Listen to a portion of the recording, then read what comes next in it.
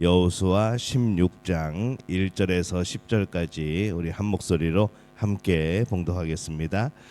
요셉 자손이 제비 뽑은 것은 여리고 샘 동쪽 곧 여리고 곁 요단으로부터 광야로 들어가 여리고로부터 베델 산지로 올라가고 베델에서부터 루스로 나아가 아랫 족속의 경계를 지나 아다롯에 이르고 서쪽으로 내려가서 야블레 족속의 경계와 아래 베토른과 게셀에 이르기까지 이르고 그 끝은 바다라. 요셉의 자손 므낫세와 에브라임이 그들의 기업을 받았더라. 에브라임 자손이 그들의 가족대로 받은 지역은 이러하니라.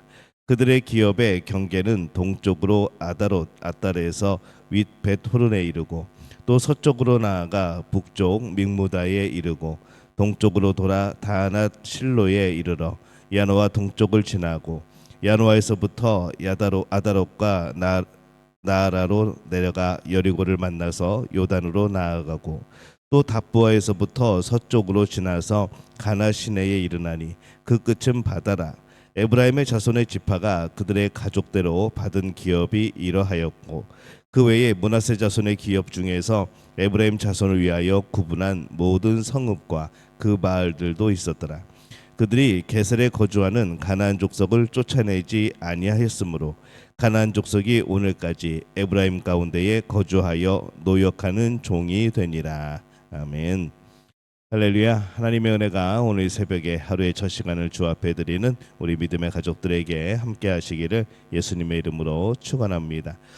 오늘 말씀은 요셉의 아들 지파들이 땅을 분배받는 그런 내용을 담습니다.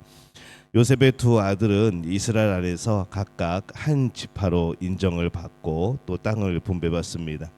그래서 요셉은 한 지파이면서 또 두 지파라는 특수성을 가지고 있는 것이죠. 그래서 오늘 말씀의 4절에 보면은 요셉의 자손 므낫세와 에브라임이 그들의 기업을 받았더라 이렇게 말씀을 합니다. 야곱의 아들 중 레위 지파가 이 성전 봉사의 일을 위한 구별된 지파가 되어지고 또 요셉의 두 아들이 각각 한 지파가 되어진 것이죠. 이제 그것은 이스라엘 민족이 애굽에서 들어올 때에 요셉의 도움을 많이 받았기 때문에 이 요셉의 두 아들에 대하여서 각각 한 지파씩 인정을 해준 겁니다. 에브라임이 분배받은 땅이 오늘 본문에 나옵니다. 이 에브라임 지파는 요셉의 영적 장자가 되어지죠. 에브라임은 성막이 있던 실로 또 그 제단을 쌓았던 세겜 이 중앙산지의 아주 중요한 그런 대부분을 차지하게 되어집니다. 믿음의 삶은 열매가 풍성합니다. 그 열매가 언제 드러날지 모르지만은 이 믿음의 삶에는 항상 열매가 있는 것이죠. 에브라임 지파가 가장 중요한 지역을 분배받은 것은 요셉의 믿음도 있었겠지만은 또 이 당시에 여호수아의 믿음도 한 몫을 하였을 겁니다. 삶의 풍성함은 앞선 시대의 사람들의 믿음의 열매로 얻기도 합니다.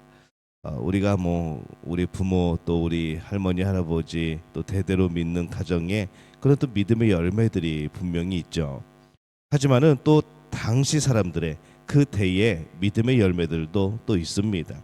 그래서 이 믿음의 열매는 대를 이어 있던 아니면 그 당시의 사람이 믿음으로 살았던 항상 이 믿음에 대한 열매가 하나님으로부터 주어지는 것을 봅니다.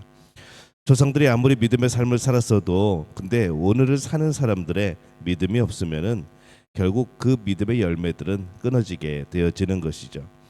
여호수아가 요셉과 그의 아들 에브라임의 믿음을 잘 지켜서 믿음으로 살았기 때문에 이 에브라임 지파는 참 중요한 지역을 분배를 받습니다.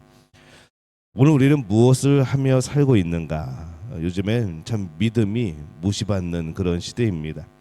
믿음을 갖는다는 것, 믿음 생활을 한다는 것, 우리가 신앙 생활을 한다는 것, 이 자체를 굉장히 연약하고 무기력한 그런 모습으로 보는 사람들도 많은 것이죠. 그러나 우리는 믿음으로 삽니다. 믿음으로 살아도 믿음의 열매가 적게 보이는 시대에 우리는 살아가고 있죠. 그러나 그 믿음의 열매는 반드시 우리 안에 풍성하게 맺혀지게 될 줄로 믿습니다. 믿음의 열매는 풍성하고 또 그 어느 것보다도 더 실제적인 겁니다. 믿음이 없는 사람은 믿음의 열매를 가벼이 여깁니다. 그러나 믿음에 있는 사람은 이 믿음의 열매가 얼마나 풍성한지를 아는 사람들입니다. 단지 시간의 문제일 뿐인 것이죠. 오늘 우리가 사는 믿음의 삶은 결코 땅에 헛되이 떨어지지 않습니다. 풍성한 열매를 맺는 것이죠. 또 그 약속이 하나님 안에 있기 때문에 우리는 그 약속이 안 이루어지지 않을까라는 그런 걱정도 필요 없습니다. 세상에서 믿음의 열매를 맺지 못한다고 낙심하지 말고 더욱더 열심히 믿음에 따라 살아가게 될 때에 우리도 그 살아가며 어느 순간에 이 하나님이 주신 믿음의 열매들이 풍성하게 되어진 그런 삶을 경험하게 될 줄로 믿습니다. 오늘 말씀에는 또 이 에브라임이 분배받은 땅에서 점령하지 못한 성읍에 대해서도 말씀을 합니다. 오늘 말씀의 10절에 보면은 그들이 게셀에 거주하는 가나안 족속을 쫓아내지 아니하였으므로 가나안 족속이 오늘까지 에브라임 가운데에 거주하며 노역하는 종이 되니라 이렇게 말씀을 합니다. 에브라임 지파가 이 게셀 성을 점령하지 못합니다. 게셀 성은 이전에 가나안 남부 연합군과 그 전쟁에서 그때 이 성에서 나온 왕과 사람들을 쳐서 이겼던 적이 있는 그러한 성입니다. 이 게셀 성은 애굽의 전초 기지와 같은 역할을 합니다. 그래서 이 게셀 성은 이 애굽과 연결지어서 성경에 등장할 때가 많습니다. 그러나 그들은 그렇게 많이 강하지는 않았습니다. 결국 그들은 에브라임 지파에 노역하는 종이 되어진 거죠. 그래서 에브라임 지파와 이 게셀 사람들과 이제 평화 협정을 맺게 되어지는 이제 그런 결론입니다. 유다 지파 사람들이 예루살렘 성을 점령하지 않은 것도 잘못이었죠. 그런데 그래도 그 경우는 힘이 없다고 생각하여 우리가 그것을 칠 만한 점령할 만한 힘이 없다고 생각하여 그렇게 되었습니다. 그런데 이 에브라임 지파의 경우는 반대입니다. 그들을 충분히 굴복시킬 수 있는 힘이 있음에도 불구하고 노동력 때문에 그 노동력을 얻기 위하여서 그들을 노역하는 종으로 삼아버린 것이죠. 자신들의 이익 때문에 이 게셀성을 함락하지 않고 진멸하지 않은 겁니다. 그것이 뭐 요즘에 현대의 전쟁이라면은 옳은 일일 수도 있습니다. 그러나 죄에 대해서 심판하는 이 가나안 전투에서는 결코 하나님 뜻에 맞는 그런 전투가 아니었던 것이죠. 그들이 결국 짧게는 이 노동력이라는 이익을 얻었지만은 길게는 결국 손해를 입습니다. 그들은 결국 그 가나안의 문물을 받아들이죠. 그 문화, 그 문물, 그 우상 그것을 결국 받아들이게 되어지고 결국 그것은 죄를 용납한 것이 되어집니다. 죄와 타협한 것이 되어지죠. 오늘날에도 사람들은 이런 선택을 할 때가 많이 있습니다. 결국은 자신의 이익을 위하여서 그런 선택을 하는 것이죠. 겉으로는 그럴듯한 명분을 가집니다. 근데 그것은 죄와의 타협뿐입니다. 우리가 이 죄와 타협해서는 안 되죠. 자신의 이익 때문에 내 스스로를 속이지 말아야 합니다. 말씀에 어긋난 것은 죄일 뿐인 것이죠. 하나님께서 무엇을 말씀하시는지 잘 분별하고 이것이 하나님의 뜻에 맞는지 또 분별하고 그리고 내가 죽고 그리스도가 사는 길, 내가 엎드려지고 하나님이 세워지는 이제 그런 일들을 선택하는 그런 삶을 살아야 됩니다. 오늘 이 요셉이 걸어간 믿음의 길 때문에 그의 두 아들이 각각 한 지파의 몫으로 땅을 분배받은 것을 봅니다. 그것도 어떤 다른 지파의 한 몫보다 더 큰 것을 분배를 받죠. 그것은 믿음의 열매의 풍성함을 보여줍니다.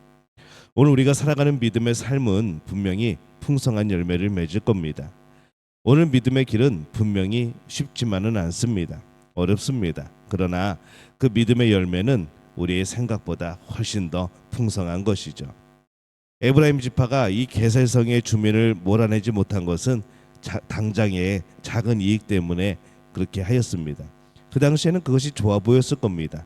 노동력도 얻고 피를 흘리지 않아도 되고 우리도 희생당하지 않아도 되고 근데 그것은 더 큰 열매를 놓치는 그런 결과를 가져오죠. 오늘 작은 부분에서 세상에 양보하면서 자신의 이익을 추구하는 경우들이 많이 있습니다. 그러나 결국 그것은 자신의 열매를 포기하는 것과 같습니다. 자신의 믿음의 열매를 잃어버리게 되어지는 그런 결과를 맺는 것이죠.